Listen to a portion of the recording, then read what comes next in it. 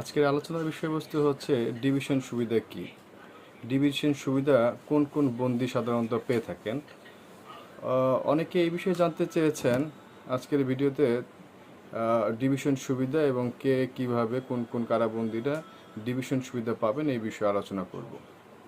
যদি একেবারে সহজভাবে বলি, সেটা হচ্ছে কারাগারে অন্যান্য আসামি থেকে কিছু বিশেষ সুযোগ সুবিধা পাওয়া বা গ্রহণ করাকে ডিভিশন সুবিধা বলে। অনেকেই আবার এই সুবিধা গ্রহণ করাকে একটু বৈষম্য বলতে চান। অন্যান্য আসামিরা যেহেতু সকল আসামিরা এই সুযোগ সুবিধা পান না, সেক্ষেত্রে এটাকে বৈষম্য বলতে চান এই সুবিধাকে। যাই হোক, আমরা দেখি এখন আইনে আসলে কোন কোন সুবিধা বা কোন কোন শ্রেণী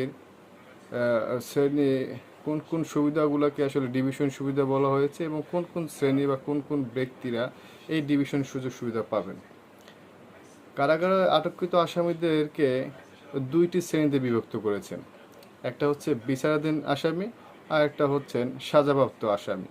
এখন জেল কোডের বিধি 910 অনুযায়ী বিচারাধীন বন্দীকে আবার দুইভাবে বিভক্ত করা হয়েছে, ডিভিশন 1 এবং ডিভিশন 2।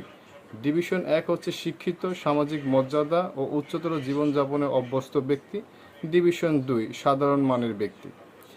তাহলে এবার দেখব ডিভিশন 1-এ কি সুযোগ সুবিধা পাওয়া যায়। ডিভিশন 1-এ বন্দীদের বা ডিভিশন 1-এর কারাবন্দীরা সাধারণত কি বিশেষ সুযোগ সুবিধা জেলখানার মধ্যে পেয়ে থাকেন। জেল কোডের বিধি 1052-তে কিছু সুযোগ সুবিধার কথা বলা আছে। আমরা দেখি আইনে আসলে কি সুযোগ সুবিধা ডিভিশন 1-কে কারাবন্দীদেরকে দিয়ে থাকেন। বিধি 1052-তে আসবাবপত্র এবং সরঞ্জামের কথা বলা হয়েছে।